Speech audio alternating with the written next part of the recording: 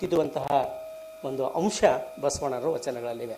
ಹೀಗಾಗಿ ಬಸವಣ್ಣ ಕೇವಲ ಕರ್ನಾಟಕದ ಸಾಂಸ್ಕೃತಿಕ ನಾಯಕ ಅಲ್ಲ, ಕೇವಲ ಭಾರತದ ಸಾಂಸ್ಕೃತಿಕ ನಾಯಕ ಅಲ್ಲ, ಕೇವಲ ಏಷ್ಯಾದ ಸಾಂಸ್ಕೃತಿಕ ನಾಯಕ ಅಲ್ಲ, ಅವ ವಿಶ್ವದ ಸಾಂಸ್ಕೃತಿಕ ನಾಯಕ. ವಿಶ್ವದ ಸಾಂಸ್ಕೃತಿಕ ನಾಯಕನಿಗೆ ಬೇಕಾಗಿರ್ತಕ್ಕಂಥ ಎಲ್ಲ ಗುಣಲಕ್ಷಣಗಳು ಬಸವಣ್ಣನವರಲ್ಲಿರುವುದನ್ನು ನಾವು ಕಾಣ್ತೀವಿ. ಹೀಗಾಗಿ ಬಸವಣ್ಣನವರನ್ನು ನಾವು ಕೇವಲ ಕರ್ನಾಟಕದ, ಭಾರತದ, ಏಷ್ಯಾದ ಬೆಳಕನ್ನಬಾರದು. ಅವನನ್ನು ಜಗದ ಬೆಳಕು, ಜಗದ ಉತ್ಸಾಹ, ಜಗದ ಮಹಾಶಕ್ತಿ, ಜಗದ ಪ್ರವಾದಿ, ಜಗದ ಅದ್ವಿತೀಯ ಶರಣ, ಜಗದ ಅದ್ಭುತ ಭಕ್ತ, ಜಗದ ಆದರ್ಶ ರಾಜಕೀಯ ನಾಯಕ. ಈ ಮಾತನ್ನು ಬಹಳ ಚಿಂತನೆ ಮಾಡ್ತಕ್ಕಂಥ ಮಾತು. ಜಗದ ಆದರ್ಶ ನಾಯಕ, ಆದರ್ಶ ರಾಜಕೀಯ ನಾಯಕ. ಈ ಮಾತನ್ನು ಉದಾಹರಣೆ ಮೂಲಕ ನಾನು ಸ್ಪಷ್ಟಪಡಿಸ್ತೇನೆ.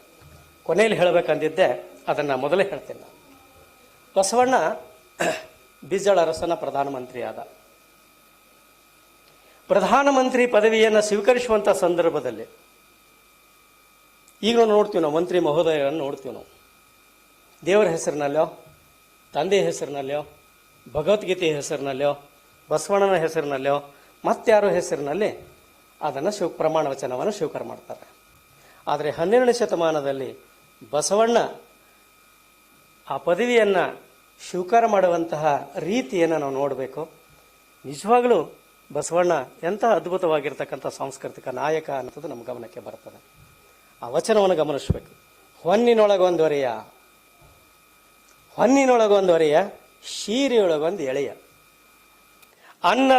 ಅನ್ನದೊಳಗೊಂದು ಅಗುಳ, ಇಂದಿಂಗೆ ನಾಳೆಗೆ ಬೇಕೆಂದೆನಾದಡೆ, ನಿಮ್ಮ ಆಣೆ ನಿಮ್ಮ ಪ್ರಮತರಾಣೆ, ನಿಮ್ಮ ಶರಣರಿಗಲ್ಲದೆ ಮತ್ತೊಂದ ನೆರೆಯ ಕೂಡಲ ಸಂಗಮ ದೇವ.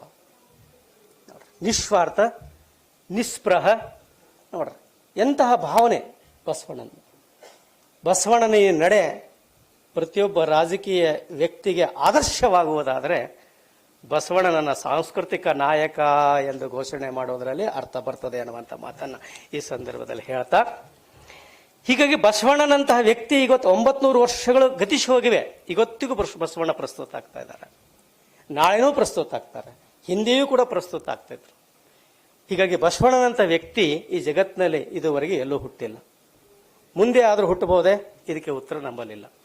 ಹೀಗಾಗಿ ಬಸವಣ್ಣನ ಜನ್ಮ ಈ ಭೂಮಿಗೆ ನ ಭೂತೋ ನ ಭವಿಷ್ಯತಿ ಎಂದೇ ಹೇಳಬೇಕು ಅನ್ನುವಂಥ ಮಾತನ್ನು ಹೇಳ್ತಾ, ನನ್ನ ಈ ಮಾತುಗಳು ಅತಿ ಎನಿಸಿದರು, ಭಾವುಕತನದ ಮಾತು ಎನಿಸಿದರೂ ಕೂಡ 100ಕ್ಕೆ 100ರಷ್ಟು ಸತ್ಯವಾಗಿರ್ತಕ್ಕಂಥ ಮಾತುಗಳು. ವಿಶ್ವದ ವಿಭೂತಿ ಪುರುಷರ ಸಾಲಿನಲ್ಲಿ ಬಸವಣ್ಣನನ್ನು ನಾವಿಟ್ಟು ನೋಡಿದಾಗ ವಿಶ್ವದ ಎಲ್ಲ ವಿಭೂತಿ ಪುರುಷರನ್ನು ನಾವು ಕಲ್ಯಾಣದ ಬಸವಣ್ಣನಲ್ಲಿ, ಕನ್ನಡದ ಬಸವಣ್ಣನಲ್ಲಿ ನಾವು ಕಾಣ್ತೀವಿ. ಸಾಕ್ರಾಟಿಸ್ನಿಂದ ಹಿಡಿದು ಇಲ್ಲಿವರೆಗೆ ಆಗಿರತಕ್ಕಂಥ ಎಲ್ಲಾ ದಾರ್ಶನಿಕರನ್ನು ನಾವು ಬಸವಣ್ಣರೊಬ್ಬರಲ್ಲೇ ಕಾಣಲಿಕ್ಕೆ ಸಾಧ್ಯ ಇದೆ. ಸಾಕ್ರಾಟಿಸನ ನ್ಯಾಯನಿಷ್ಠುರತೆ, ಪ್ಲೇಟೋನ ಆದರ್ಶ ಸಮಾಜ ಚಿಂತನೆ, ಬುದ್ಧನ ಕರುಣೆ, ಮಹಾವೀರನ ಅಹಿಂಸೆ, ಮೊಹಮ್ಮದ್ ಪೈಗಂಬರನ ಧೈರ್ಯ ನಿಷ್ಠೆ, ಕನ್ಫ್ಯೂಷಿಯಸ್ನ ನೀತಿ ಸಂಹಿತೆ, ಜೀವನ ಪ್ರೀತಿ, ಕೌಟಿಲ್ಯನ ಅರ್ಥಶಾಸ್ತ್ರ ಪಾಂಡಿತ್ಯ, ಯೇಸುವಿನ ದಯಾಶೀಲತೆ, ಜರತುಷ್ಟನ ಮಾನವೀಯತೆ, ಗಾಂಧಿಯ ದೇಶ ಪ್ರೇಮ, ಸತ್ಯ, ತ್ಯಾಗ, ಸಮಾಜ ಸುಧಾರಣೆ, ಅಂಬೇಡ್ಕರ್ನ ಸಂವಿಧಾನ ಪ್ರತಿಭೆ, ದಲಿತ ಪ್ರಜ್ಞೆ, ಸಾಮಾಜಿಕ ಕಾಳಜಿ, ಗಾಡ್ಗೆ ಮಹಾರಾಜನ ಸ್ವಚ್ಛತಾ ಪ್ರಜ್ಞೆ, ಮಾರ್ಕ್ಸನ ಕಾರ್ಮಿಕ ಮನ್ನಣೆ, ಅರವಿಂದರ ಯೋಗಜ್ಞಾನ ಎಲ್ಲವೂ ಬಸವಣ್ಣನವರಲ್ಲಿದ್ದು. ಹೀಗಾಗಿ ಬಸವಣ್ಣ ಇಡೀ ಜಗತ್ತಿನ ದಾರ್ಶನಿಕರ ಎಲ್ಲ ಮಾನವೀಯ ತತ್ವಗಳ ಮಹಾಸಂಗಮ, ಮಾನವತೆಯನ್ನು ಮೀರಿದ ಮಹಾ ವ್ಯಕ್ತಿತ್ವ ಬಸವಣ್ಣನದು. ಇಲ್ಲಿ ಗಾಡ್ಗೆ ಮಹಾರಾಜ ಅನ್ನುವಂಥ ಮಾತನ್ನು ನಾನು ಬಳಸ್ಕೊಂಡೆ. ಒಂದು ಉದಾಹರಣೆಯನ್ನು ಕೊಡ್ತೇನೆ. ಗಾಡ್ಗೆ ಮಹಾರಾಜ ಮಹಾರಾಷ್ಟ್ರದ ಸಂತವ. ಅವನಲ್ಲಿ 2 ಅಸ್ತ್ರಗಳಿದ್ದು. ಗಾಡ್ಗೆ ಮಹಾರಾಜನಲ್ಲಿ 2 ಅಸ್ತ್ರಗಳಿದ್ದು. ಒಂದು ಅಸ್ತ್ರ ಕಸಬರಿಗೆ, ಇನ್ನೊಂದು ಅಸ್ತ್ರ ಕೀರ್ತನೆ. ಗಾಡ್ಗೆ ಮಹಾರಾಜ ಮೈಯಲ್ಲಿ ಏನೂ ಉಟ್ಕೊಳ್ತಿರ್ಲಿಲ್ಲ. ಅವ ಕೇವಲ ಮಾನ ಮುಚ್ಕೊಳ್ಳೋ ಅಷ್ಟಕ್ಕೆ ಮಾತ್ರ ಚಿಂದಿ ಬಟ್ಟೆಗಳನ್ನು ಉಟ್ಕೊಳ್ತಿದ್ದವ. ಯಾವುದೇ ರಾಯಮಂಡ್ ಪ್ಯಾಂಟ್ ಹಾಕ್ತಿರ್ಲಿಲ್ಲ ಅವ. ಯಾವುದೇ ಟೇರಿಕಾಟ್ ಬಟ್ಟೆ, ಸಿಲ್ಕ್ ಬಟ್ಟೆ ಹಾಕ್ತಿರ್ಲಿಲ್ಲ ಅವ. ಬರೀ ಚಿಂದಿ ಬಟ್ಟೆ ಮಾತ್ರ ಅವನ ಆಸ್ತಿ. ಕೈಯಲ್ಲಿ ಒಂದು ಒಡೆದಿರ್ತಕ್ಕಂತಹ ಮುಚ್ಚಳು, ಒಡೆದಿರ್ತಕ್ಕಂತಹ ಮಣ್ಣಿನ ಒಂದು ತಾಟ ಅವನ ಕೈಯೊಳಗೆ. ಆಮೇಲೆ ಅದೇ ಮಣ್ಣಿಂದು ಒಂದು ಚರಿಗೆ, ಜೋಳಿಗೆ, ಇಷ್ಟೇ ಅವನ ಆಸ್ತಿ. ಅವನು ಯಾವುದೇ ಊರಿಗೆ ಹೋಗಲಿ ಮೊದಲು ಎಲ್ಲಿ ಹೋಗ್ತಿದ್ದ ಅಂತಂದ್ರೆ ಯಾವ ಜಾಗದಲ್ಲಿ ಹೊಲಸು ತುಂಬಿ ಅದ, ಯಾವ ಬೀದಿ, ಯಾವ ಗಲ್ಲಿ ಹೊಲಸಿನಿಂದ ಕೊಡ್ಯದ ಆ ಗಲ್ಲಿಗೆ ಮೊದಲು ಅವ ಹೋಗೋಣ. ಮೊಟ್ಟ ಮೊದಲು ಹೋಗಿ ಯಾರು ಹೇಳಿ ಯಾರು ಬಿಡ್ಲಿ ಆ ಬೀದಿಯನ್ನು ಕಸಗುಡಿಸ್ತಕ್ಕಂಥ ಕೆಲಸ ಅವನು. ಬೀದಿ ಕಸಗುಡಿಸಿದ ನಂತರ ರಾತ್ರಿ ಸಮಯದೊಳಗೆ ಕೀರ್ತನೆ. ಬೀದಿ ಗುಡಿಸುವಂತ ಕೆಲಸ ಮತ್ತು ಮನಸ್ಸು ಗುಡಿಸುವಂತ ಕೆಲಸ ಗಾಡ್ಗೆ ಮಹಾರಾಜ ಮಾಡ್ತಾ ಇದ್ದ. ಗಮನಿಸ್ಬೇಕು ಈ ಮಾತನ್ನ. ಇಂತಹ ವಿಚಾರಗಳು ಬಸವಣ್ಣನಲ್ಲೂ ಕೂಡ ಅದಾವ. ಬಸವಣ್ಣ ಯಾರ ಮನೆಗೆ ಹೋಗ್ತಿದ್ರು? ಡೊಹಾರ ಮನೆಗೆ ಹೋಗ್ತಿದ್ರು.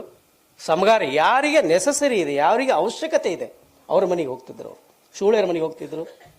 ನೋಡ್ರಿ, ಶೂಳೆಯರನ್ನ, ಕಳ್ಳರನ್ನ, ಸುಳ್ಳರನ್ನ, ಉಡಾಳರನ್ನ ಪ್ರಮುಖ ಸಾಮಾಜಿಕ ವಾಹನಿಗೆ ತರುವುದರ ಮೂಲಕ ಅವರ ಮನಸ್ಸನ್ನು ಸಂಸ್ಕರಿಸುವುದರ ಮೂಲಕ ಸುಳ್ಳೆಯರನ್ನ ಪರಿವರ್ತನೆ ಮಾಡೋದು ಬಹಳ ಕಷ್ಟ ಅದು.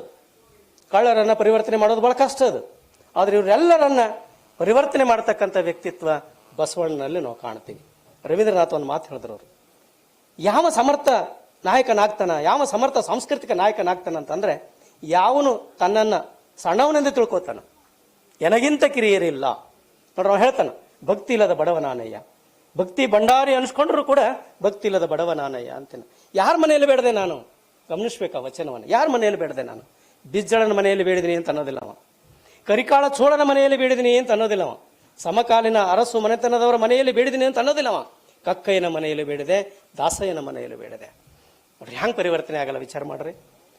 ಯಾರನ್ನ ನಾವು ಮುಟ್ಟಿದ್ರೆ ಮುಡ್ಚೋಟ ಆಗ್ತದೆ, ಮುಟ್ಟಿದ್ರೆ ಮೈಲಿಗೆ ಆಗ್ತದೆ, ಮುಟ್ಟಿದ್ರೆ ಹೊಲಸಾಗ್ತೀವಿ ಅಂತ ಅಂತೀವೋ ಅವ್ರ ಹತ್ತಿರ ಹೋಗಿ, ಅಪ್ಪ ನೀನು ಸಣ್ಣವನಲ್ಲ, ನೀನು ಸಣ್ಣವನಲ್ಲ, ನೀವ್ಯಾವ ಮಾತಿನಿಂದಲೂ ಕಡಿಮೆ ಅಲ್ಲ, ನೀನು ನನ್ನಕ್ಕಿಂತಲೂ ಭಕ್ತಿ ನಿನ್ನಲ್ಲಿ ಹೆಚ್ಚದು, ನೀ ಭಕ್ತಿಯನ್ನು ನೀಡಿದಾಗ ನನ್ನ ಪಾತ್ರೆ ತುಂಬ್ತದ ಅಂತಂದಾಗ ಯಾವ ಮನುಷ್ಯ ಬದಲಾಗಲ್ಲ. ವಿಚಾರ ಮಾಡ್ರಿ ನೋಡೋಣ.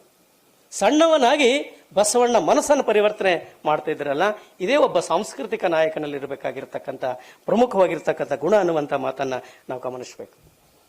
ಇಂತಹ ಬಸವಣ್ಣನನ್ನ ನನಗೆ ವಿಷಯ ಕೊಟ್ಟಿದ್ದಾರೆ, ಬಸವಣ್ಣನ ಬಹುಮುಖ ವ್ಯಕ್ತಿತ್ವ ಅಂತ. ಒಂದು PhD ಅಧ್ಯಯನಕ್ಕೆ ಆಗುವಷ್ಟು ವ್ಯಾಪ್ತಿ ಉಳುವಂತ ವಿಷಯ. ಆಮೇಲೆ ಅಲ್ಲಂ ಪ್ರಭುಗೆ ಸಿಕ್ಕಿಲ್ಲ ಅವನು ಬಸವಣ್ಣ, ಸಿದ್ದರಾಮನಿಗೆ ಸಿಕ್ಕಿಲ್ಲ ಬಸವಣ್ಣ, ಅಲ್ಲಂ ಪ್ರಭುನನ್ನೇ ಅರ್ಥ ಮಾಡ್ಕೊಳಕ್ಕಾಗಿಲ್ಲ ಬಸವಣ್ಣನನ್ನ, ಆ ದೇವರಿಗೂ ಕೂಡ ಅರ್ಥ ಮಾಡ್ಕೋಕ್ ಆಗಿಲ್ಲ ಅಂತ ಅಲ್ಲಂ ಪ್ರಭು ಒಂದ್ ಕಡೆ ತಮ್ಮ ವಚನದಲ್ಲಿ ಹೇಳ್ತಾನೆ. ದೇವರಿಗೂ ಮೀರಿದಂತ ವ್ಯಕ್ತಿತ್ವ ಬಸವಣ್ಣಂದು. ನಾನು ನನ್ನ ಉಪನ್ಯಾಸನಲ್ಲಿ ಹೇಳಿಕೆ ಸಾಧ್ಯ ಇದೆ ಅನ್ನುವಂಥ ಮಾತನ್ನ ಈ ಸಂದರ್ಭದಲ್ಲಿ ಹೇಳ್ತಾ ಕೆಲವೊಂದು ವಿಚಾರಗಳನ್ನ ನಿಮ್ಮೊಂದಿಗೆ ಹಂಚ್ಕೊಳ್ತೇನೆ ನಾನು.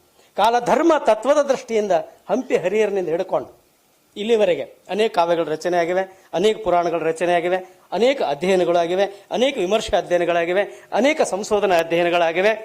ಆದರೆ ಯಾವ ಅಧ್ಯಯನಕ್ಕೂ, ಯಾವ ಪುರಾಣಕ್ಕೂ, ಯಾವ ಕಾವ್ಯಕ್ಕೂ ಬಸವಣ್ಣ ಸಿಕ್ಕಿಲ್ಲ. ಯಾಕಂದ್ರೆ ಬಸವಣ್ಣನ ವ್ಯಕ್ತಿತ್ವ ಅವರ ವಚನದಲ್ಲಿ ಹೇಳಬೇಕಾದ್ರೆ ಅವರ ವ್ಯಕ್ತಿತ್ವ ಅದು ಜಗದಗಲ, ಮುಗಿಲಗಲ, ಮಿಗಿಯಗಲ, ನಿಮ್ಮಗಲ, ಪಾತಾಳದಿಂದ ತತ್ತ, ಬ್ರಹ್ಮಾಂಡದಿಂದ ತತ್ತ, ಅಗಮ್ಯ, ಅಗೋಚರ, ಅಪ್ರತಿಮ. ಇಂಥ ದಿವ್ಯ ಭವ್ಯ ವ್ಯಕ್ತಿತ್ವವನ್ನ ಒಂದು ಸೀಮಿತ ಚೌಕಟ್ಟಿನೊಳಗೆ ಹಿಡಿದಿಡುವುದು ಕಷ್ಟ ಸಾಧ್ಯವಾಗಿರ್ತಕ್ಕಂಥ ಮಾತು ಅನ್ನುವಂಥ ಮಾತನ್ನು ಹೇಳ್ತಾ, ನೋಡಿದಷ್ಟು ನೋಡಬೇಕೆನ್ನುವ, ಮಾತಾಡಿದಷ್ಟು ಮಾತಾಡಿಸಿಕೊಳ್ಳುವ, ಓದಿದಷ್ಟು ಓದಿಸಿಕೊಳ್ಳುವ, ಬರೆದಷ್ಟು ಬರೆಸಿಕೊಳ್ಳುವ, ರೇಖಿಸಿದಷ್ಟು ರೇಖಿಸಿಕೊಳ್ಳುವ, ಚಿಂತಿಸಿದಷ್ಟು ಚಿಂತನೆಗೆ ಒಳಪಡಿಸುವ, ಶೋಧಿಸಿದಷ್ಟು ಶೋಧಿಸಿಕೊಳ್ಳುವ, ವಿಮರ್ಶಿಸಿದಷ್ಟು ವಿಮರ್ಶೆಗೆ ಒಳಗಾಗುವ ವ್ಯಕ್ತಿತ್ವ. ಅವರ ವ್ಯಕ್ತಿತ್ವ ಭಕ್ತಿ, ಭಾವ, ವಿಚಾರ, ಚಿಂತನೆ, ಆಲೋಚನೆಗೆ ತಕ್ಕಂತೆ ತೆರೆದುಕೊಳ್ಳುವಂತಹ ವ್ಯಕ್ತಿತ್ವ. ಎಲ್ಲಾ ಕಾಲಕ್ಕೂ ಎಲ್ಲಾ ಜನತೆಗೂ ಸಲ್ಲುವ ವ್ಯಕ್ತಿತ್ವ. ಅವರ ಬಹುಮುಖ ವ್ಯಕ್ತಿತ್ವದ ಪದರುಗಳನ್ನ ಬಿಚ್ಚುತ್ತಾ ಹೋದಂತೆ ಅವು ತೆರೆದುಕೊಳ್ತಲೇ ಹೋಗ್ತವೆ. ಅವರೊಬ್ಬ ಮಹಾಭಕ್ತ, ಗೃಹಸ್ಥ, ಅನುಭಾವಿ, ಪ್ರಖರ ವಿಚಾರವಾದಿ, ಪರುಷಮಣಿ, ದಲಿತೋದ್ಧಾರಕ, ಬಡವರ ಬಂಧು, ವಿಶ್ವ ಕುಟುಂಬಿ, ತ್ರಿಕಾಲಜ್ಞಾನಿ, ಕಾಯಕ ಪ್ರೇಮಿ, ಅವತಾರಿ, ಮಹಾದಾಶೋಯಿ, ಧರ್ಮದ್ರಷ್ಟಾರ, ಸ್ತ್ರೀ ಕುಲೋದ್ಧಾರಕ, ಸಮಾಜ ಸುಧಾರಕ, ಸಮಾಜ ಶಿಕ್ಷಕ, ಅಪೂರ್ವ ಸಂಘಟಕ, ಪರ್ಯಾಯ ಸಮಾಜದ ನಿರ್ಮಾಪಕ, ಸಮಾಜ ವಿಜ್ಞಾನಿ, ವೈದ್ಯ ವಿಜ್ಞಾನಿ, ಮನೋವಿಜ್ಞಾನಿ, ಸಮಾಜ ವೈದ್ಯ, ರಾಜನೀತಿಜ್ಞ, ಅರ್ಥಶಾಸ್ತ್ರಜ್ಞ, ಸಮಗ್ರ ಬಂಡಾಯಗಾರ, ಅಂತಃಕರುಣಿ, ತಾಯಿ ಹೃದಯ. ಈ ಪಟ್ಟಿಯನ್ನು ನಾವು ಹೀಗೇ ಬೆಳೆಸ್ತಾ ಹೋಗೋದು, ಆ ಪಟ್ಟಿ ಬೆಳೆಯುತ್ತಲೇ ಹೋಗ್ತದೆ ವಿನಃ ಅವರ ವಿರಾಟ್ ರೂಪದ ಅಗಾಧ ವ್ಯಕ್ತಿತ್ವವನ್ನ ನಾವು ಹಿಡಿದಿಡ್ಲಿಕ್ಕೆ ಸಾಧ್ಯ ಆಗೋದಿಲ್ಲ. ಅವ್ರದ್ದು ಪರಿಪೂರ್ಣವಾಗಿರ್ತಕ್ಕಂಥ ವ್ಯಕ್ತಿತ್ವ. ನಾವು ವಿಶ್ವದ ದಾರ್ಶನಿಕರನ್ನ ನಾವು ಗಮನಿಸಿದೀವಿ, ಅವರೊಂದಿಗೆ ನಾವು ಇಟ್ಟು ನೋಡಿದೀವಿ ಅಂತಂದ್ರೆ ಬಸವಣ್ಣನವ್ರದ್ದು ಮಾತ್ರ ಪರಿಪೂರ್ಣವಾಗಿರ್ತಕ್ಕಂಥ ವ್ಯಕ್ತಿತ್ವ. ಬುದ್ಧನಲ್ಲಿ ಕೊರತೆಯನ್ನು ಕಾಣ್ತೀವಿ, ಮಹಾವೀರನಲ್ಲಿ ಕೊರತೆಯನ್ನು ಕಾಣ್ತೀವಿ, ರಾಮಕೃಷ್ಣ ಪರಮಹಂಸನಲ್ಲಿ ಕೊರತೆಯನ್ನು ಕಾಣ್ತೀವಿ. ಆ ಕೊರತೆಯನ್ನು ನಿಮಗೆ ಎತ್ತಿ ಹೇಳ್ತೀನಿ ನಾನು. ಬಸವಣ್ಣ ಸಾಧನೆ ಮಾಡಬೇಕಾದ್ರೆ ಸಂಸಾರದಿಂದ ದೂರ ಹೋಗಬೇಕು ಅಂತ ಹೇಳಿಲ್ಲ. ಯಾವುದೇ ಸಾಧನೆಗೆ ಹೆಣ್ಣಾಗಲಿ ಗಂಡಾಗಲಿ ಅಥವಾ ಸಂಸಾರ ಆಗಲಿ ಅಡ್ಡಿಪಡಿಸ್ತದ ಅನ್ನುವಂಥ ಮಾತನ್ನು ಬಸವಣ್ಣ ನಂಬಲಿಲ್ಲ. ಯಾವುದೇ ಸಾಧನೆಗೆ ಮೊದಲ ಮೆಟ್ಲು ಯಾವುದಂದ್ರೆ ಸಂಸಾರ. ಇಲ್ಲಿ ಸಲ್ಲುವವರು ಅಲ್ಲಿಯೂ ಸಲ್ಲುವರಯ್ಯ ಎನ್ನುವ ಸಿದ್ಧಾಂತದ ಬಸವಣ್ಣ ಸಂಸಾರ ಸಾಧನೆಗೆ ಅಡ್ಡಿಪಡಿಸುವುದಿಲ್ಲ ಅನ್ನುವಂಥ ಮಾತನ್ನ ಹೇಳಿರ್ತಕ್ಕಂತಹ ವ್ಯಕ್ತಿ ಅಂತಂದ್ರೆ ಏಕೈಕ ವ್ಯಕ್ತಿ ಅದು ಬಸವಣ್ಣ. ಇವತ್ತು ಬುದ್ಧನನ್ನು ಗಮನಿಸ್ಬೇಕು ನಾವು. ಸಂಸಾರ ಬಿಟ್ಟೆ ಹೋದ, ಮಹಾವೀರ ಬಿಟ್ಟ ಹೋದ, ರಾಮಕೃಷ್ಣ ಪರಮಹಂಸ ಸಂಸಾರ ಇದ್ರೂ ಸಂಸಾರ ಮಾಡಲಿಲ್ಲ, ವಿವೇಕಾನಂದಗೆ ಸಂಸಾರ ಇರಲಿಲ್ಲ. ವಿಚಾರ ಮಾಡಬೇಕು. ಹೀಗಾಗಿ ಬಸವಣ್ಣನದು ಅದು ಪರಿಪೂರ್ಣವಾಗಿರ್ತಕ್ಕಂಥ ವ್ಯಕ್ತಿತ್ವ, ಸಮಗ್ರವಾಗಿರ್ತಕ್ಕಂಥ ವ್ಯಕ್ತಿತ್ವ ಅನ್ನುವಂಥ ಮಾತನ್ನ ಇಲ್ಲಿ ಗಮನಿಸುವುದಾದ್ರೆ, ಇಂಥ ವ್ಯಕ್ತಿತ್ವವನ್ನ ವಿದ್ವಾಂಸರಿಗೆ ಅಲ್ಲಂ ಪ್ರಭುಗೆ ಸಿಕ್ಕಿಲ್ಲ. ಅಲ್ಲಂ ಪ್ರಭು ಅನೇಕ ವಚನಗಳಲ್ಲಿ, ನೂರಾರು ವಚನಗಳಲ್ಲಿ, ಸಿದ್ದರಾಮ ತನ್ನ ನೂರಾರು ವಚನಗಳಲ್ಲಿ ಸಿದ್ದರಾಮ ಹೇಳ್ತಾನೆ ತಂದೆ ನೀನೆ, ಬಸವಣ್ಣ ಹೇಳ್ತಾನೆ ತಂದೆ ನೀನೆ, ತಾಯಿ ನೀನೆ, ಬಂಧು ನೀನೆ. ಬಸವಣ್ಣನನ್ನು ಹೇಳ್ತಾನೆ. ಇನ್ನೊಂದು ಕಡೆ ತಾನೆ ಇನ್ನೊಂದು ವಚನದಲ್ಲಿ ಹೇಳ್ತಾನೆ ಸಿದ್ದರಾಮ, ಎನ್ನನ್ನ ದ್ವಿತೀಯ ಶಂಭು ಎನ್ನುವರಯ್ಯ, ನಾನ್ಯಾಂಗ ದ್ವಿತೀಯ ಶಂಭು ಆಗ್ಲಿಕ್ಕೆ ಸಾಧ್ಯ ಅದ ಬಸವಣ್ಣ ಎದುರುಗಡೆ ಇರುವಾಗ ಅಂತ ಅನೇಕ ವಿಚಾರಗಳನ್ನ ಸಿದ್ದರಾಮ ಹಂಚ್ಕೊಳ್ತಾನೆ. ಅಲ್ಲಮ ಪ್ರಭು ಕೂಡ ಅವಿರಳ ಜ್ಞಾನಿ, ಅಲ್ಲಮ ಪ್ರಭುನೇ ದಂಗಾಗಿ ಹೋಗ್ತಾನೆ. ಚನ್ನಬಸವಣ್ಣ ಹೇಳ್ತಾನೆ, ಅವನ ವ್ಯಕ್ತಿತ್ವದ ಘನ ನನಗೆ ತಿಳ್ಕೊಳಕ್ ಆಗ್ತಾ ಇಲ್ಲ. ಚನ್ನಬಸವಣ್ಣ ಅವನ ವ್ಯಕ್ತಿತ್ವದ ಘನ ನಂಗೆ ತಿಳ್ಕೊಳಕ್ ಆಗ್ತಾ ಇಲ್ಲ, ನೀನಾದ್ರೂ ತಿಳಿಸು ಅಂತ ಮೊರೆ ಹೋಗ್ತಾನೆ ಚನ್ನಬಸವಣ್ಣನಲ್ಲಿ. ಒಂದು ವಚನವನ್ನ ನಾನಿಲ್ಲಿ ಬಸವಣ್ಣನ ಅಲ್ಲಂ ಪ್ರಭುನ ಒಂದು ವಚನ ಉದಾಹರಿಸಲಿಕ್ಕೆ ನಾನು ಬಯಸ್ತೀನಿ. ಬಹಳ ವಚನಗಳನ್ನು ಕೋಟ್ ಮಾಡ್ಕೊಂಡು ಬಂದೀನಿ, ನಾನು ಲೇಖನ ಕೊಟ್ಟಿನಿ. ಎಂಬಲಿಯನ ಭವ ಇರೀತು. ಬರೀ ಬಸವಣ್ಣ ಅಲ್ಲ, ಬಸವಣ್ಣನ ಸಾಧನೆ ಅಲ್ಲ, ಬಸವಣ್ಣನ ಹೆಸರೇ ಅದು ದಿವ್ಯ ಮಂತ್ರವಾಗಿರ್ತಕ್ಕಂಥದ್ದು. ಬಸವಣ್ಣನ ಹೆಸರಲ್ಲ, ಆ ಬಸವಯ್ಯನವ ಶಬ್ದದೊಳಗಿರ್ತಕ್ಕಂಥ ಒಂದೊಂದು ಅಕ್ಷರ ಕೂಡ ಒಂದೊಂದು ದಿವ್ಯ ಮಂತ್ರ, ಒಂದು ದಿವ್ಯ ಜ್ಯೋತಿ ಅನ್ನುವಂಥ ಮಾತನ್ನು 12ನೇ ಶತಮಾನದಲ್ಲಿ ಅಲ್ಲಂ ಪ್ರಭುನೇ ಹೇಳೋಗಿದ್ದಾರೆ. ಎಂಬಲಿಯನ ಭವ ಅರಿಯಿತು, ಸ ಎಂಬಲ್ಲಿ ಸರ್ವಜ್ಞನಾದೆನು, ಓ ಎಂಬಲ್ಲಿ ವಚಿಸುವಡೆ ಚೈತನ್ಯರಾತ್ಮಕನಾದೆನು. ಇಂತಿ ಬಸವಾಕ್ಷರತ್ರಯನ್ನ ಸರ್ವಾಂಗದಲ್ಲಿ ತೊಳಗಿ ಬೆಳಗುವ ಭೇದವನರಿದು ಆನು ನೀನು ಬಸವ ಬಸವ. ಅಲ್ಲೇ ಗುಹೇಶ್ವರ ನೀನು ಬಸವ ಅಂತ ಇದ್ದಿ, ನಾನು ಕೂಡ ಬಸವ ಅಂತ ಇದ್ದೀವಿ. ಬಸವ ಬಿಟ್ರೆ ಗತ್ಯಂತರ ಇಲ್ಲ, ಇಂದು ಇಲ್ಲ, ಇಂದು ಇಲ್ಲ, ಮುಂದು ಇಲ್ಲ. ಅಂದಮೇಲೆ ಬಸವಣ್ಣ ಹೆಂಗ ವಿಶ್ವ ಸಾಂಸ್ಕೃತಿಕ ನಾಯಕ ಆಗೋದಿಲ್ಲ? ವಿಚಾರ ಮಾಡಿ. ಬಸವಣ್ಣ ಇಡೀ ಜೀವಿಗಳಿಗೆ ಬಸವಣ್ಣನೇ ಆಧಾರ. ಹೀಗಾಗಿ ಬಸವಣ್ಣ ಎಲ್ಲಾ ದೃಷ್ಟಿಯಿಂದಲೂ ಸಾಂಸ್ಕೃತಿಕ ನಾಯಕ ಅನ್ನುವಂಥ ಮಾತನ್ನು ನಾನಿಲ್ಲಿ ಒತ್ತಿ ಹೇಳ್ತಾ, ಅವನ ಒಂದೊಂದು ಮುಖವನ್ನ, ಯಾಕೆ ಸಮಯ ಇದು ನಾ ಹೇಳಿದ ಮೊದಲೇ, ಇದು ಒಂದು PhD ವ್ಯಾಪ್ತಿಯ ವಿಷಯ ಆಗಿರುವುದರಿಂದ ಕೆಲವೊಂದು ಅವನ ಮುಖಗಳನ್ನು, ಅನೇಕ ಮುಖಗಳನ್ನು ನಾನು ಕೋಟ್ ಮಾಡಿದೆ. ಕೆಲವೊಂದು ಮುಖಗಳನ್ನು ತಮ್ಮೆದುರುಗಡೆ ಕೆಲವೊಂದು ನಿಮಿಷಗಳನ್ನು ನಾನು ಮುಗಿಸ್ಬಿಡ್ತೇನೆ.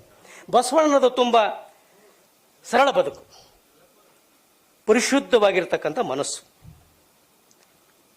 ಸುಂದರ ಮನಸ್ಸು. ತಾವು ಹುಟ್ಟಿದ್ದು ಲೋಕೋದ್ಧಾರಕ್ಕಾಗೇ ವಿನಃ ಮರ್ತ್ಯದ ಸುಖವನ್ನು ಅನುಭವಿಸಲಿಕ್ಕಾಗ ಅಲ್ಲ ಅನ್ನುವಂಥದ್ದು ಬಸವಣ್ಣವ್ರಿಗೆ ಚೆನ್ನಾಗಿ ಗೊತ್ತಿತ್ತು. ಅವ್ರಿಗೆ ಏನು ಕಡಿಮೆ ಇತ್ತು? ಎಲ್ಲ ಇತ್ತು. ಅವರಿಗೆ ಅಧಿಕಾರ ಇತ್ತು, ರೂಪ ಇತ್ತು, ಯೌವನ ಇತ್ತು, ಶ್ರೀಮಂತಿಕೆ ಇತ್ತು, ಜಾತಿ ಇತ್ತು, ಎಲ್ಲ ಇತ್ತು. ಆದರೆ ಅವ್ರಿಗೆ ಇದು ಯಾವುದೋ ಅವ್ರಿಗೆ ಮುಖ್ಯ ಆಗಿರಲಿಲ್ಲ. ಅವರಿಗೆ ಜನರು ಮುಖ್ಯ ಆಗಿದ್ರು, ಜನರ ಬದುಕು ಮುಖ್ಯ ಆಗಿತ್ತು. ಹೀಗಾಗಿ ಅವರು ಆನೆ ಅಂಬಾರಿ ಮೇಲೆ ಮೆರಿಬಹುದಾಗಿತ್ತು. ಅವರು ಚಿನ್ನ ವಜ್ರ ವೈಡೂರ್ಯದ ಉಂಗುರಗಳನ್ನು ಧರಿಸಿಕೊಂಡು ಕಿರೀಟವನ್ನು ಏರಿಸಿಕೊಂಡು ಮೆರಿಬಹುದಾಗಿತ್ತು. ಆದರೆ ಅದೆಲ್ಲ ಅವ್ರಿಗೆ ಬೇಕಾಗಿರ್ಲಿಲ್ಲ. ಆಗ ಮೆರೆಯವರನ್ನ ಅಂತಾರವರು, ಆನೆ ನೀರಿಕೊಂಡು ಹೋದರೆ ನೀವು. ಈ ವಚನ ಇಂದಿನ ರಾಜಕೀಯ ಜನರಿಗೆ ಅತ್ಯಂತ ಶೂಟ್ ಆಗ್ತದೆ. ಆನೆಯನ್ನು ಏರ್ಕೊಂಡು ಹೋಗೋರೆ ನಾವು ನೋಡ್ತಾ ಇದ್ದೀವಿ, ಕುದುರೆಯನ್ನು ಏರ್ಕೊಂಡು ಹೋಗೋಣ ನೋಡ್ತಾ ಇದ್ದೀವಿ. ಆದರೆ ಜನರಿಗಾಗಿ ವಿಚಾರ ಮಾಡ್ತಕ್ಕಂಥವ್ರು ಯಾರು ಇಲ್ಲ. ಜನರಿಗಾಗಿ ವಿಚಾರ ಮಾಡ್ರಿ, ಮರ್ತ್ಯದಲ್ಲಿರ್ತಕ್ಕಂಥ ಜನರಿಗಾಗಿ ವಿಚಾರ ಮಾಡ್ರಿ ಅಂತ ಹೇಳಿರ್ತಕ್ಕಂಥವನು ಬಸವಣ್ಣ ನಮಗೆ ಪ್ರಸ್ತುತ ಆಗ್ತಾರೆ. ಇನ್ನು ಬಸವಣ್ಣ ಧರ್ಮದ್ರಷ್ಟಾರ ಅನ್ನುವಂಥ ಮಾತು, ಒಂದೆರಡು ಮಾತು ಹೇಳ್ತೇನೆ. ಬಸವಣ್ಣವರು ಧರ್ಮದ್ರಷ್ಟರಾಗಿದ್ದರು. ಹ್ಯಾಂಗ ಧರ್ಮ ಅಂದ್ರೆ ಧರ್ಮದ ವ್ಯಾಖ್ಯಾನ ಕೊಡ್ಕೋತ ಹೋಗ್ಬೇಕಾಗಿಲ್ಲ ನಾವಿಲ್ಲಿ. ಧರ್ಮದ್ರಷ್ಟಾರ ಹ್ಯಾಂಗ ಧರ್ಮದ್ರಷ್ಟರಾಗಿದ್ದರು ಅವರು? ಧರ್ಮ ಅಂದ್ರೆ ಏನು ಚೆನ್ನಾಗಿ ತಿಳ್ಕೊಂಡಿದ್ರು ಅವರು. ಯಾವುದೇ ಗುಡಿಯಲ್ಲಿ ಧರ್ಮವನ್ನು ನೋಡಿಲ್ಲ ಅವರು, ಗುಂಡಾರದಲ್ಲಿ ಧರ್ಮವನ್ನು ನೋಡಿಲ್ಲ ಅವರು, ಗುಡ್ಡ ಗವಿಗಳಲ್ಲಿ ಅವರು ಧರ್ಮವನ್ನು ನೋಡಿಲ್ಲ ಅವರು, ಕಾವಿ ಕಾಶಾಂಬರದಲ್ಲಿ ಗವಿಯ ನೋಡಿಲ್ಲ ಅವರು, ಪೂಜೆ ಅರ್ಚನೆ ಹೋಮ ಹವನ ಇಲ್ಲೆಲ್ಲೂ ಧರ್ಮವನ್ನು ಕಂಡಿಲ್ಲ ಅವರು. ಅವರು ಧರ್ಮ ಕಂಡಿದ್ದು ಎಲ್ಲಿ ಅಂತಂದ್ರೆ ಅವ್ರ ಪ್ರಕಾರ ಧರ್ಮ ಅಂದ್ರೇನು? ದಯೆ, ಪ್ರೀತಿ, ತ್ಯಾಗ, ಮಾನವೀಯತೆ. ದಯೆ, ಕರುಣೆ, ಕನಿಕರ, ಕಾಳಜಿಗಳೇ ಧರ್ಮದ ಹೃದಯ. ಅಂತೆಯೇ ಬಸವಣ್ಣನವರು ದಯವೇ ಧರ್ಮದ ಮೂಲ ಅಂತ ಹೇಳಿದ್ರು. ಸರ್ವ ಜೀವಿಗಳಲ್ಲಿ ಅವರು ದಯೆ ಕಾಣಬೇಕು ಅಂತ ತಿಳಿಸಿದ್ರು. ಈ ಮಾತನ್ನು ಮೊದಲೇ ಹೇಳಿದ್ರು ನಾನು, ಚರಾಚರ ವಸ್ತುಗಳಲ್ಲಿ ಕೂಡ ದಯೆ ಅಂತ. ಆ ವಚನವನ್ನು ಕೋಟ್ ಮಾಡ್ತೀನಿ ನಾನು. ಮರ ಗಿಡ ಬಳ್ಳಿ ಧಾನ್ಯಗಳ ಬೆಲಸೆಲ್ಲವ ತಣಿತಣಿದು ಅಂತ. ಪ್ರಾಣವ ಕೊಂಡುಂಡು ಶರೀರವ ಹೊರೆಯುವ ದೋಷಕ್ಕೆ ಇನ್ನಾವುದು ವಿಧಿಯಯ್ಯ. ಒಂದು ಇಂದ್ರಿಯ ಮೊದಲಾಗಿ 5 ಇಂದ್ರಿಯ ಕಡೆಯಾದ ಜೀವಜಾಲದಲ್ಲಿದೆ ಚರಾಚರವೆಲ್ಲ. 1 ಇಂದ್ರಿಯದಿಂದ 5 ಇಂದ್ರಿಯ. 1 ಇಂದ್ರಿಯ ಸಸ್ಯ ರಾಶಿಗಳಿಗೆ 1 ಇಂದ್ರಿಯ ಇದೆ. ಮೀನಿಗೂ 1 ಇಂದ್ರಿಯ ಇದೆ. ಮೀನಿಗೆ ರಸನೇಂದ್ರಿಯ ಇದೆ, ಪತಂಗಕ್ಕೆ ನಯನೇಂದ್ರಿಯ ಇದೆ, ಆನೆಗೆ ಸ್ಪರ್ಶೇಂದ್ರಿಯ ಇದೆ, ಹಾವಿಗೆ ಸ್ತೋತ್ರೇಂದ್ರಿಯ ಇದೆ, ಭ್ರಮರಕ್ಕೆ ಘ್ರಾಣೇಂದ್ರಿಯ ಇದೆ. ಈ 5 ಇಂದ್ರಿಯಗಳು ಮನುಷ್ಯನಿಗೆ ಅದಾವೆ. ಹೀಗೆ 1 ಇಂದ್ರಿಯದಿಂದ 5 ಇಂದ್ರಿಯ ಜೀವಿಗಳ ಮೇಲೆ ಕಾಳಜಿ ತೋರಿಸುವಂತೆ ಬಸವಣ್ಣವರು ಹೇಳಿರುವುದನ್ನು ನಾವು ಕಾಣ್ತೇವೆ. ಇನ್ನು 2ನೇದು ಮಹಾನುಭಾವಿ ಪರುಷ ವ್ಯಕ್ತಿತ್ವ. ನನ್ನೊಂದು ಕವಿತೆ ಇದೆ. ಅನುಭಾವ ಅಂದ್ರೆ ಏನು? ಅನುಭಾವ ಎಂದರೆ ಅನುಭಾವಿಯ ಒಳಗಣ್ಣು. ಅನುಭಾವ ಎಂದರೆ ಅನುಭಾವಿಯ ಒಳಗಣ್ಣು. ಅದು ನೆಲ ಬೆಳಗುವ ಸೂರ್ಯಚಂದ್ರರಂತೆ. ಅದರ ಕಣ್ಣಿಗೆ ಕಾಣುವುದೆಲ್ಲವೂ ದೇವರು. ಬಸವಣ್ಣನಿಗೆ ಕಳ್ಳ ಕೂಡಲ ಸಂಗಮನಾಗಿ ಕಂಡ, ಸೂಳೆ ಶರಣೆಯಾಗಿ ಕಂಡಳು. ಸೌತಾಮಾಳಿಗೆ ತರಕಾರಿ ಎಲ್ಲ ಪಂಡರಿಗೆ ಕಂಡು, ನಟ್ಟಿ ನಾಡಿ ಹಗ್ಗ ಎಲ್ಲವೂ ಶ್ರೀಹರಿ. ಅಕ್ಕ ಮಹಾದೇವಿಗೆ ನೆಲವೆಲ್ಲ ಅವಿಮುಕ್ತ ಕ್ಷೇತ್ರವಾಗಿ ಕಾಣಿಸ್ತು. ಕೌಶಿಕನಿಗೆ ಅಕ್ಕ ಮಹಾದೇವಿ ಅಪ್ಸರೆಯ ಕಂಡ್ರೆ ಅನುಭವಿಯಾಗಿರ್ತಕ್ಕಂಥ ಅಲ್ಲಮ ಪ್ರಭುಗೆ ಮಾದೇವಿ ಅಕ್ಕಾಗಿ ಕಾಣ್ತಾಳೆ. ಹೀಗಾಗಿ ಬಸವಣ್ಣನದು ಅವ ಮಹಾ ಅನುಭಾವಿ. ಬಸವಣ್ಣನದು ಭೂಮ ವ್ಯಕ್ತಿತ್ವ, ಸೂರ್ಯ ದೃಷ್ಟಿ, ಚಂದ್ರ ಹೃದಯ. ಈ ಭೂಮಿಗೆ ಯಾವುದೂ ಹೊಲಸ ಕಾಣಿಸೋದಿಲ್ಲ, ಚಂದ್ರನಿಗೂ ಯಾವುದೂ ಹೊಲಸ ಕಾಣಿಸೋದಿಲ್ಲ, ಸೂರ್ಯನಿಗೂ ಯಾವುದೂ ಹೊಲಸ ಕಾಣಿಸೋದಿಲ್ಲ. ಈಗ ಬಸವಣ್ಣನಿಗೆ ಯಾವುದೂ ಹೊಲಸ ಕಂಡಿಲ್ಲ, ಯಾರೊಬ್ಬರೂ ಕೆಟ್ಟವರಾಗಿ ಕಂಡಿಲ್ಲ. ಎಲ್ಲವೂ ಸ್ವಚ್ಛ, ಸುಂದರ, ಶಿವಮಯವಾಗಿ ಕಂಡಿರುವುದನ್ನು ನಾವು ಕಾಣ್ತೀವಿ. ಎತ್ತೆತ್ತ ನೋಡಿದರೆ ಅತ್ತ ನೀನೇ ದೇವ ಅನ್ನುವಂಥ ವಚನವನ್ನು ನಾವಿಲ್ಲಿ ಕೋಟ್ ಮಾಡಬಹುದು. ಇನ್ನು ಬಸವಣ್ಣನದು ಪುರುಷ ವ್ಯಕ್ತಿತ್ವ ಅನ್ನೋದಕ್ಕೆ ಇನ್ನೊಂದು ಮಾತನ್ನು ನಾನು ಇಲ್ಲಿ ಹೇಳೋದಾದ್ರೆ ಅನುಭವಿ ಬಗ್ಗೆ ಪುರುಷ ವ್ಯಕ್ತಿತ್ವ. ಪುರುಷ ಅಂದ್ರೆ ಏನು? ಭಾಳ ಜನ ಹೇಳ್ತಾರೆ ಬಸವಣ್ಣರು ಮುಟ್ಟಿದ್ದೆಲ್ಲ ಬಂಗಾರ ಆಗ್ತಿತ್ತು ಅಂತ. ಹಾಗಾದ್ರೆ ಪುರುಷ ಅಂದ್ರೆ ಏನು? ಕಾಠಿಣ್ಯವನ್ನು ಬದಲಾಯಿಸುವಂಥ ಶಕ್ತಿ ಅಂತ. ಕಾಠಿಣ್ಯವನ್ನು ಬದಲಾಯಿಸುವಂಥ ಶಕ್ತಿ ಬಸವಣ್ಣರಲ್ಲಿತ್ತು. ಎಂಥೆಂಥವ್ರು ಕೂಡ ಬಸವಣ್ಣಲ್ಲಿ ಬಂದ್ರಂದ್ರೆ ಬದಲಾಗ್ತಿದ್ರು. ಬಸವಣ್ಣನವರು ಎಂತೆಂಥವ್ರನ್ನು ಕೂಡ ಬದಲಾಯಿಸ್ತಿದ್ರು. ಪರ್ಯಾಯ ಸಮಾಜವನ್ನೇ ನಿರ್ಮಾಣ ಮಾಡಿದ್ರು. ಎಂತೆಂಥವ್ರನ್ನೆಲ್ಲ ಬದಲಾಯಿಸಿದ್ರು ಅವರು. ಹೀಗಾಗಿ ಬಸವಣ್ಣನ ವ್ಯಕ್ತಿತ್ವದಿಂದ ಕಳ್ಳ ಬದಲಾದ, ಸುಳ್ಳ ಬದಲಾದ, ಠಕ್ಕ ಬದಲಾದ, ಮೈಗಳ ಬದಲಾದ, ಭವಿ ಬದಲಾದರು, ಎಲ್ಲರೂ ಬದಲಾದರು. ಹೀಗಾಗಿ ಪುರುಷ ಅಂತಂದ್ರೆ ಬದಲಾಯಿಸುವಂತಹ ಒಂದು ಶಕ್ತಿ ಬಸವಣ್ಣಗಿತ್ತು. ಅವನ ವ್ಯಕ್ತಿತ್ವಕ್ಕೆ, ಆ ವ್ಯಕ್ತಿತ್ವದ ಆಕರ್ಷಣೆಗೆ ಒಳಗಾಗಿ ಕಾಶ್ಮೀರದಿಂದ ಅರಸನೇ ಓಡೋಡಿ ಬಂದ. ದೇಶದ ಮೂಲೆ ಮೂಲೆಯಿಂದ ಶರಣರು ಕಲ್ಯಾಣಕ್ಕೆ ಓಡೋಡಿ ಬಂದರು. ಇದು ಅವನ ಪುರುಷ ವ್ಯಕ್ತಿತ್ವದ ಪ್ರಭಾವ ಅನ್ನುವಂಥ ಮಾತನ್ನು ಹೇಳ್ತಾನೆ. ಇನ್ನು ವೈಜ್ಞಾನಿಕ ಹಾಗೂ ವೈಚಾರಿಕ ವ್ಯಕ್ತಿತ್ವದ ಬಗ್ಗೆ ಒಂದು ಮಾತು. ವೈಚಾರಿಕತೆ ಅಂದ್ರೆ ಏನು? ಯಾವುದನ್ನು ವೈಚಾರಿಕತೆ ಅಂತ ಕರಿತೀವಿ? ವೈಚಾರಿಕತೆ ಅಂತಂದ್ರೆ ನಮ್ಮ ಅರಿವು ಎಂಬ ಮನೆಯ ಬಾಗಿಲಿನ ಬೀಗದ ಕೈ ಅದು. ವೈಚಾರಿಕತೆ ಅಂದ್ರೆ ಅರಿವನ್ನು ಜಾಗೃತ ಮಾಡ್ತಕ್ಕಂಥ ಒಂದು ಅಸ್ತ್ರ ಅದು. ಹೀಗಾಗಿ ಬಸವಣ್ಣವರು ಏನು ಮಾಡಿದ್ರು? ಸಮಾಜ ಸುಧಾರಣೆ ಮಾಡ್ಬೇಕಂತ ತಿಳ್ಕೊಂಡು ಅವ್ರ ಕೈಯೊಳಗೇನು ಬಂದೂಕು ಹಿಡಿದಿಲ್ಲ, ಬರ್ಚಿ ಹಿಡಿದಿಲ್ಲ, ಏನು ಹಿಡಿದಿಲ್ಲ. ಅವರು ಅರಿವನ್ನು ಜಾಗೃತ ಮಾಡುವಂಥ ಕೆಲಸವನ್ನು ಮಾಡಿದ್ರು. ಹೀಗಾಗಿ ಬಸವಣ್ಣನವರದು ಒಂದು ರೀತಿಯಿಂದ ಅರಿವಿನ ಕ್ರಾಂತಿ ಅದು. ಮನುಷ್ಯನ ಮನಸ್ಸನ್ನು ಬದಲಾಯಿಸುವಂಥ, ಮನಸ್ಸನ ಅರಿವನ್ನು ಜಾಗೃತ ಮಾಡುವಂಥ ಕೆಲಸ ಅವರು ಮಾಡಿದ್ರು. ಹೀಗಾಗಿ ಮಾಡಿರುವುದರಿಂದಲೇ 12ನೇ ಶತಮಾನದಲ್ಲಿ ಎಂತೆಂಥವರೆಲ್ಲ ಬೆಳೆದು ನಿಂತರು. ಸೂಳೆ ಸಂಕವ್ಯ ತತ್ವಜ್ಞಾನ ಹೇಳಿದಳು. ವಿವಾಹ ಇಚ್ಛಾದಿತೆಯರಿಗೂ ಪ್ರಮುಖವಾದಂತಹ ಬದುಕನ್ನು ಕೊಟ್ಟ ಬಸವಣ್ಣ. ಕಳ್ಳ ಕೂಡಲ ಸಂಗಮನಾಗಿ ಕಂಡ. ಅವನಿಂದ ಎಲ್ಲರೂ ಅರಿವು ಜಾಗೃತ ಮಾಡಿಕೊಂಡು ದೊಡ್ಡ ದೊಡ್ಡ ಶರಣರಾದರು. ಸಾಮಾನ್ಯ ಹಡಗು ನಡೆಸ್ತಕ್ಕಂಥ ಅಂಬಿಗರ ಚೌಡಯ್ಯ ವೇದಾಂತ ಹೇಳ್ತಾನೆ, ತತ್ವ ಹೇಳ್ತಾನೆ, ಅಲ್ಲಮ್ಮ ಪ್ರಭುಗೆ ಸವಾಲಾಗ್ತಾನೆ. ಅಂಬಿಗನ ಜಗದೊಳಗೆ ಇಂಬಿಲಾಡುವ ಒಂದು ವಚನದಲ್ಲಿ ಹೇಳ್ತಾನವ, ನಂದು ಹಡಗು ಏರ್ ನೀನು ಒಂದೇ ಹುಟ್ಟಿನಲ್ಲಿ ನೀನು ಕಡೆಗೆ ಹಾಯಿಸ್ತೀನಿ ಅಂತ. 2 ಅರ್ಥ ಇದೆ ಅದಕ್ಕೆ. ಒಂದು ಹುಟ್ಟು ಅಂತಂದ್ರೆ ಆ ಹಡಗನ್ನು ನಡೆಸ್ತಕ್ಕಂಥ ಒಂದು ಸಾಧನ, ಇನ್ನೊಂದಂದ್ರೆ ಒಂದೇ ಜನ್ಮದ ನಿನ್ನ ಕಡೆಗ. ಎಂತ ಮಹಾನುಭಾವಿ! ಒಬ್ಬ ಹಡಗು ನಡೆಸ್ತಕ್ಕಂತಹ, ಚಪ್ಪಲಿ ಮಾಡ್ತಕ್ಕಂತಹ, ಕಸ ಗುಡಿಸ್ತಕ್ಕಂತಹ ಅವ್ರು ಯಾರು? ಸತ್ಯಕ್ಕ ತತ್ವವನ್ನು ಹೇಳ್ತಾಳೆ. ವ್ರತದ ಬಗ್ಗೆ ಮಾತಾಡ್ತಾಳೆ. ಪರಸ್ತ್ರೀ ಪರಧನವನ್ನ ನೋಡದಿರುವುದೇ ವ್ರತ ಅಂತ ಹೇಳ್ತಾಳೆ. ಪೂಜೆ ಅರ್ಚನೆ ನಿಯಮವಲ್ಲ, ಧೂಪ ದೀಪ ನಿಯಮವಲ್ಲ. ಇಂಥವೆಲ್ಲ ವೇದಾಂತ ಹೇಳ್ತಾರ, ತತ್ವ ಹೇಳ್ತಾರ, ಅನುಭವದ ವಿಚಾರಗಳನ್ನ ಹೇಳ್ತಾರ ಅಂತಂದ್ರೆ ಇದು ಬಸವಣ್ಣನವರ ವ್ಯಕ್ತಿತ್ವದ ಪ್ರಭಾವ, ಬಸವಣ್ಣನವರ ವೈಚಾರಿಕತೆಯ ಕ್ರಾಂತಿಯ ಪ್ರಭಾವ, ಬಸವಣ್ಣನವರ ವೈಜ್ಞಾನಿಕತೆಯ ಮನೋಭಾವದ ಪ್ರಭಾವ ಅನ್ನುವಂಥ ಮಾತನ್ನು ಈ ಸಂದರ್ಭದಲ್ಲಿ ಹೇಳ್ತೇನೆ. ಅದಕ್ಕಾಗಿ ಆರ್ಥರ್ ಮೈಲ್ಸ್ ಅನ್ನುವಂಥವರು ಬಸವಣ್ಣ ಭಾರತದ ಪ್ರಪ್ರಥಮ ವಿಚಾರವಾದಿ ಅಂತ ಹೇಳಿರುವುದನ್ನ ನಾವೀಗೊತ್ತ ನೆನಪಿಸ್ಕೊಳ್ಬೇಕು. ಕಾಯಕ ದಾಸೋಹದ ವ್ಯಕ್ತಿತ್ವ ರವಿ ಅವರು ಉಲ್ಲೇಖ ಮಾಡಿದ್ರು, ಎಲ್ಲರೂ ಉಲ್ಲೇಖ ಮಾಡಿದ್ದಾರೆ. ಕಾಯಕ ಎಷ್ಟು ಮಹತ್ವದ್ದು, ಕಾಯಕ ಎಷ್ಟು ಮಹತ್ವದ ಅನ್ನುವಂತ ನಾವು ಗಮನಿಸೋದಾದ್ರೆ ಎಲ್ಲ ಯೋಗಕ್ಕೂ ಮೀರಿರ್ತಕ್ಕಂಥ ಯೋಗ ಅದು ಕಾಯಕ ಯೋಗ. ಇವತ್ತು ನಿಜವಾದ ಕಾಯಕ, ನಿಜವಾದ ದಾಸೋಹವನ್ನು ನಾವು ಯಾರಲ್ಲಿ ಕಾಣ್ತೀವಿ ಅಂದ್ರೆ ರೈತನಲ್ಲಿ ಕಾಣ್ತೀವಿ. ನಿಜವಾದ ಕಾಯಕ, ನಿಜವಾದ ದಾಸೋಹ, ಬಸವಣ್ಣನ ವಚನಗಳು ರೈತರಿಗೆ ಗೊತ್ತಿಲ್ಲ, ಬಸವಣ್ಣ ಗೊತ್ತಿದ್ದಾನೆ. ರೈತರು ನಿಜವಾದ ಕಾಯಕವನ್ನ, ನಿಜವಾದ ದಾಸೋಹವನ್ನ ಅನುಷ್ಠಾನಕ್ಕೆ ತಂದಿರತಕ್ಕಂಥವ್ರು. ಗಮನಿಸ್ಬೇಕು, ನಾವು ಸಣ್ಣಾಗಿದ್ದಾಗ ರಾಶಿ ಮಾಡುವಂತ ಸಂದರ್ಭದಲ್ಲಿ ಅವನ ಕಣದ ಸುತ್ತ ಎಷ್ಟು ಜನ ಕೂಡ್ತಿದ್ರು. ಫಕೀರ್ ಕೂಡ್ತಿದ್ದ, ಜಂಗಮ ಕೂಡ್ತಿದ್ದ, ಬಡಿಗೆ ಕೂಡ್ತಿದ್ದ, ಕುಂಬಾರ ಕೂಡ್ತಿದ್ದ, ಎಲ್ಲರೂ ಕೂಡ್ತಿದ್ರು. ಎಲ್ರಿಗೂ ರಾಶಿ ಮಾಡಿ ಜೋಳಿಗೆಯಾಗ ಒಂದಿಷ್ಟು ಹಾಕಿದ ಮನೆ ತಾನು ಮನೆಗೆ ತಗೊಂಡು ಹೋಗ್ತಿದ್ದವ. ಇದು ದಾಸೋಹ ಪ್ರಜ್ಞೆ. ಯಾವುದೇ ಅಪೇಕ್ಷೆ ಇಲ್ಲ ಅವರಿಂದ ಅವನಿಗೆ. ಇದು ಬಸವ ತತ್ವ, ಇದು ಬಸವ ಸಂಸ್ಕೃತಿ. ಹೀಗಾಗಿ ಕಾಯಕ ಮತ್ತು ದಾಸೋಹ, ಕಾಯಕ ಅನ್ನುವಂಥದ್ದು ಒಂದು ಅದ್ಭುತ ಯೋಗ, ಆದರೆ ದಾಸೋಹ ಅಂತಕ್ಕಂಥದ್ದು, ಮುಗಿಸ್ತೇನೆ ಮೇಡಮ್, ದಾಸೋಹ ಅಂತಕ್ಕಂಥದ್ದು ಒಂದು ಸಂಸ್ಕೃತಿ. ಹೀಗಾಗಿ ಕಾಯಕ ಉತ್ಪನ್ನವಾದರೆ ದಾಸೋಹ ವಿತರಣೆ. ಕಾಯಕದಿಂದ ಏನೇನು ಸಿಗ್ತದೆ? ಮನಸ್ಸಿಗೆ ಶಾಂತಿ ಸಿಗ್ತದೆ, ದೇಹ ಸದೃಢ ಆಗ್ತದೆ, ಬುದ್ಧಿ ವಿಕಸಿಸಾಗ್ತದೆ, ಜ್ಞಾನ ಬೆಳೀತದೆ ಅನ್ನುವಂಥ ಮಾತನ್ನು ಹೇಳ್ತಾ ಬಸವಣ್ಣದು ವಿನಯಶೀಲ ವ್ಯಕ್ತಿತ್ವ. ಅವರು ತಪಸ್ಸು ಈ ಸಮಾಜದೊಳಗೆ ಇತ್ತು. ಏನು ನಯ ವಿನಯ ನಡ್ಕೊಳ್ತೀವಲ್ಲ ಅದು ನಿಜವಾದಂಥ ಸಮಾಜದೊಳಗೆ ಇದ್ದು ನಡ್ಕೊಳ್ಳೋದು ಭಾಳ ಕಷ್ಟ. ಅದು ಎಲ್ರಿಗೂ ಕಾಡ್ತಾ ಇರ್ತದೆ, ಸ್ವಾಭಿಮಾನವಂತ ಈಗೋ ಅನ್ನುವಂಥದ್ದು ಕಾಡ್ತಾ ಇರ್ತದೆ, ನಾ ದೊಡ್ಡವಂತ ಅನ್ನತಕ್ಕಂಥದ್ದು. ಆದರೆ ಬಸವಣ್ಣ ಹೇಳ್ತಕ್ಕಂಥದ್ದು ಏನು ಅಂತಂದ್ರೆ, ಯಾವುದೇ ಗುಡಿ ಗವಾರದಲ್ಲಿ ಹೋಗಿ ನೀವು ಕುಂತು ಮಾಡ್ತಕ್ಕಂಥ ತಪಸ್ಸಲ್ಲ, ಎಲ್ಲರೊಳು ಒಂದಾಗಿ ಏನು ಬದುಕ್ತಿರಲ್ಲ, ನಿಮ್ಮ ಯುಗೋವನ್ನು ಬಿಟ್ಟು ಏನು ವಿನಯದಿಂದ, ಬಸವಣ್ಣನ ಅದೇ ಇತ್ತು. ಬಸವಣ್ಣನ ವಿನೀತ ಭಾವ, ಬಸವಣ್ಣನ ಕಿಂಕರತ್ವವೇ ಬಸವಣ್ಣನ ದೊಡ್ಡ ವ್ಯಕ್ತಿಯನ್ನಾಗಿ ಮಾಡಿರ್ತಕ್ಕಂಥದ್ದು. ಅಂತಹ ಒಂದು ಗುಣ ಎಲ್ಲರಲ್ಲೂ ಬರಬೇಕು ಅನ್ನುವಂಥದ್ದೇ ಬಸವಣ್ಣವರ ಅಪೇಕ್ಷೆ ಆಗಿತ್ತು. ಒಂದು ಮಾತು ಹೇಳಿ ಮುಗಿಸ್ಬಿಡ್ತೇನೆ. ಒಬ್ಬ ಆದರ್ಶಗ್ರಸ್ತ ಆಗಿದ್ದ, ಒಂದು ಮುಖ. ಹೆಂಗ ಆದರ್ಶಗ್ರಸ್ತ ಆಗಿದ್ದ, ಎಂತ ಸಭ್ಯಗ್ರಸ್ತ ಆಗಿದ್ದ ಗಮನಿಸ್ಬೇಕು ನಾವು. ಬಸವಣ್ಣನ ಸಂಸಾರದೊಳಗೆ ಯಾರು ದೊಡ್ಡರಿಲ್ಲ, ಯಾರು ಸಣ್ಣವರಿಲ್ಲ. ಒಂದ್ ಕಡೆ ನೀಲಾಂಬಿಕೆ ಹೇಳ್ತಾಳೆ, ಮಡದಿ ಎನ್ನಲಾಗದು ಬಸವಂಗಿ ಎನ್ನನು, ಪುರುಷನೆನ್ನಲಾಗದು ಬಸವಯ್ಯನಗೆ, ಉಭಯದ ಕುಳವ ಹರಿದು ಬಸವಂಗಿ ಶಿಶುವಾದನು, ಬಸವ ನೆನ್ನ ಶಿಶುವಾದನು. ಬಸವಗೆ ನಾನು ಶಿಶು, ನನಗೆ ಬಸವ ಶಿಶು, ಈಕ್ವಾಲಿಟಿ. ಮುಂದುವರೆದು ನಾನು ಹೇಳ್ತೀನಿ, ಬಸವಣ್ಣನಿಗೆ ನೀಲಾಂಬಿಕೆಯ ಪತಿ, ನೀಲಾಂಬಿಕೆಗೆ ಬಸವಣ್ಣ ಪತ್ನಿ. ಇಲ್ಲಿ ಗಂಡು ಹೆಣ್ಣು ಇದೆಲ್ಲ ಮೀರಿದಂತಹ ಸಂಸಾರ ಅದು ಬಸವಣ್ಣನ ಸಂಸಾರ.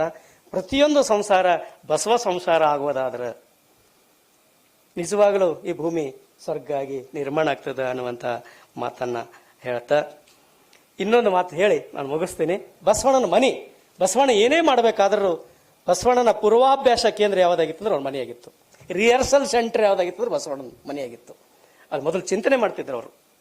ಮೊದಲು ಸೋದರಳೆಯನ ಜೊತೆ, ಹೆಂಡತಿ ಜೊತೆ, ನೋಡ್ರಿ ಅವ್ರ ಇಬ್ಬರು ಹೆಂಡಿದ್ರು ಅವನಿಗೆ, ಒಬ್ಬರಲ್ಲಿ ಇಬ್ಬರು ಹೆಂಡತಿ, ಎಲ್ಲರೂ ಜೊತೆನೆ ಅವರು ಚಿಂತನೆ ಮಾಡ್ತಾ ಇದ್ರು. ಅದಕ್ಕಾಗಿಯೇ ಅವ್ರು ಚಿಂತನೆ ಮಾಡ್ತಾರೆ ಅಂತ ತಿಳ್ಕೊಂಡೆ.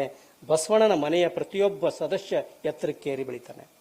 ಚನ್ನಬಸವಣ್ಣ ಮಹಾಜ್ಞಾನಿ ಆಗ್ತಾನೆ, ನೀಲಾಂಬಿಕೆ ವಿಚಾರ ಪತ್ನಿ ಆಗ್ತಾಳೆ, ಬಸವಣ್ಣನಿಗೆ ಉಪದೇಶ ಮಾಡೋಷ್ಟ್ರ ಮಟ್ಟಿಗೆ ಬೆಳಿತಾಳೆ. ಆಚಾರ ಪತ್ನಿ ಗಂಗಾಂಬಿಕೆ ಆಗ್ತಾಳೆ, ಕ್ರಾಂತಿ ಗಂಗೋತ್ರಿ ಅಕ್ಕನಾಗಮ್ಮ ಆಗ್ತಾಳೆ. ಪ್ರತಿಯೊಬ್ಬರು ಬಸವಣ್ಣನಿಗೆ ಕೈ ಜೋಡಿಸ್ತಾರೆ. ಸಂಬೋಳಿ ನಾಗಿದೇವನನ್ನ ಕತೆ ಹೇಳ್ತಾ ಕೊಡೋದಿಲ್ಲ. ಸಂಬೋಳಿ ನಾಗಿದೇವನನ್ನ ಅಸ್ಪರ್ಶ ಅಂತ ತಿಳ್ಕೊಂಡು ಉಚ್ಚ ಕುಲದವರು ಹೊಡೆದಾಗ ಅವನಿಗೆ ಮನೆ ಕರ್ಕೊಂಡು ಹೋಯ್ದಾಗ ನೀಲಾಂಬಿಕೆ ಕೇಳ್ತಾಳೆ, ಕೂಡಲ ಸಂಗಮನನ್ನು ಕರೆದುಕೊಂಡು ಬರುವ ರೀತಿ ಇದೇನು ಅಂತ. ಅಂದ್ರೆ ಅವ್ರದ್ದು ಎಲ್ಲರದ್ದು ಅನುಭವ ದೃಷ್ಟಿ ಇತ್ತು. ಅವ್ರಿಗೆ ಯಾರು ಕೆಟ್ಟವರಾಗಿ ಕಾಣಿಸ್ತಿರ್ಲಿಲ್ಲ, ಎಲ್ಲರೂ ಒಳ್ಳೆಯವರಾಗಿ ಕಾಣಿಸ್ತಿದ್ರು, ಎಲ್ಲರೂ ದೇವರಾಗಿ ಕಾಣಿಸ್ತಿದ್ರು. ಅಂತಹ ವ್ಯಕ್ತಿತ್ವ ಬಸವಣ್ಣನ ಆಗಿತ್ತು. ಅಂತಹ ಬಸವಣ್ಣನ ಒಂದು ಉತ್ಸವವನ್ನ ಕರ್ನಾಟಕ ವಿಶ್ವವಿದ್ಯಾಲಯದವರು ಈ ರೀತಿ ಆಚರಣೆ ಮಾಡ್ತಾ ಇದ್ದಾರಲ್ಲ, ನಿಜವಾಗಲೂ ಅಭಿಮಾನದ ಸಂಗತಿ. ಅವ ಮಹಾದಾರ್ಶನಿಕ. ಯಾಕೆ ಮಹಾದಾರ್ಶನಿಕ ಅಂದ್ರೆ ಅವನ ಇಡೀ ವ್ಯಕ್ತಿತ್ವ ನೋಡಿದಿವಿ ಅಂತಂದ್ರೆ ಒಂದೊಂದು ವ್ಯಕ್ತಿತ್ವ ಅವ ಮಹಾದಾರ್ಶನಿಕ ಅನ್ನೋದನ್ನೇ ಹೇಳ್ತಾವ. ಸತ್ಯ ದಾರ್ಶನಿಕ ಅಂದ್ರೆ ಸತ್ಯದ ದರ್ಶನ, ಸತ್ಯದ ದರ್ಶನವನ್ನೇ ಅವನ ಮುಂದಿಟ್ಟಿದ್ದಾನೆ. ಚಂದ ಮಾತಾಡಪ್ಪ, ದೈವೇ ಧರ್ಮದ ಮೂಲ, ಸತ್ಯದ ಮಾತುಗಳಿವು. ಇವೆಲ್ಲ ಹೇಳಿರೋದ್ರಿಂದ ಅವ ಮಹಾದಾರ್ಶನಿಕನಾಗ್ತಾನೆ. ದೇವೇ ದೇಗುಲ, ಸಿರಿವೆ ಹೊನ ಕಳಸ ಇತ್ಯಾದಿ ಇತ್ಯಾದಿ ನಾ ಒಂದು ಲಿಸ್ಟೇ ಮಾಡ್ಕೊಂಡು ಬಂದೀನಿ. ಅವ ನ್ಯಾಯನಿಷ್ಠುರಿ ಅನ್ನುವುದಕ್ಕೆ ವೇಳೆ ವಾಳಿಯವನಲ್ಲ, ಜೋಳ ವಾಳೆ ನಾನು, ವೇಳೆ ವೇಳೆಯವ ನಾನು, ನಂಗೆ ರೊಕ್ಕ ಬೇಕಿಲ್ಲ, ರೂಪಾಯಿ ಟೈಮ್, ನಿನ್ನ ಟೈಮ್ ಹೊಡಿತೀನಿ ನಾನು, ನಿನಗೆ ಯಾವಾಗ ಕಷ್ಟ ಇದ್ದಾಗ ನಾನು ಬರ್ತೀನಿ ಅನ್ನುವಂಥ ಮಾತು, ನಿನ್ನ ಯಾವುದೇ ಅಪೇಕ್ಷೆ ನಾನು ಪಡೆಯೋದಿಲ್ಲ ಅನ್ನುವಂಥ ಮಾತು ಬಸವಣ್ಣನ ವ್ಯಕ್ತಿತ್ವದಲ್ಲಿ ನಾವು ನೋಡ್ತೀವಿ ಅನ್ನುವಂಥ ಮಾತನ್ನು ಹೇಳ್ತಾ ಸಮಯ ಆಗಿದೆ. ಯಾಕಂದರೆ ವಿಷಯ ಬಹಳ ವಿಸ್ತಾರವಾಗಿದೆ. ನಾನು ಮಹಾರಾಷ್ಟ್ರದ ಹೊರಗೆ ಕರ್ನಾಟಕದ ಹೊರಗೆ ಇರ್ತಕ್ಕಂಥವ್ನು.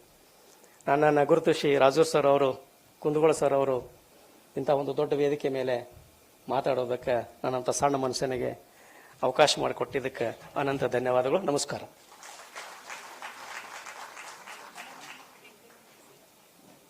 ಬಸವಣ್ಣನವರ ಸರ್ವಶ್ರೇಷ್ಠ ವ್ಯಕ್ತಿತ್ವವನ್ನ ತಮ್ಮ ಅದ್ಭುತವಾದ ಶಬ್ದಗಳಲ್ಲಿ ಹಿಡಿದಿಡಲಿಕ್ಕೆ ಪ್ರಯತ್ನಿಸಿದಂತಹ ಡಾಕ್ಟರ್ ಗುರುಲಿಂಗಪ್ಪ ದಬಾಲೆ ಅವರಿಗೆ ನಮ್ಮ ವಿಶ್ವವಿದ್ಯಾಲಯದ ಸಮಸ್ತ ಪರಿವಾರದ ಪರವಾಗಿ ಹೃತ್ಪೂರ್ವಕ ಧನ್ಯವಾದಗಳು.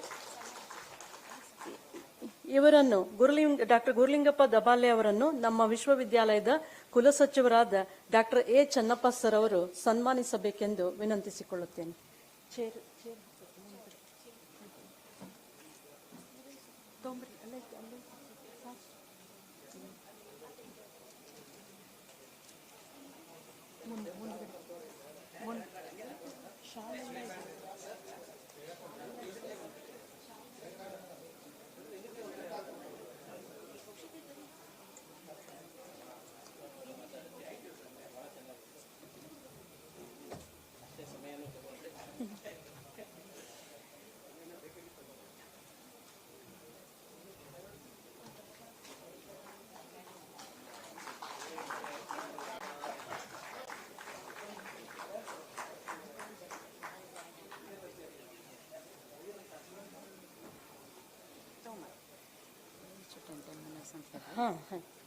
ದಯವಿಟ್ಟು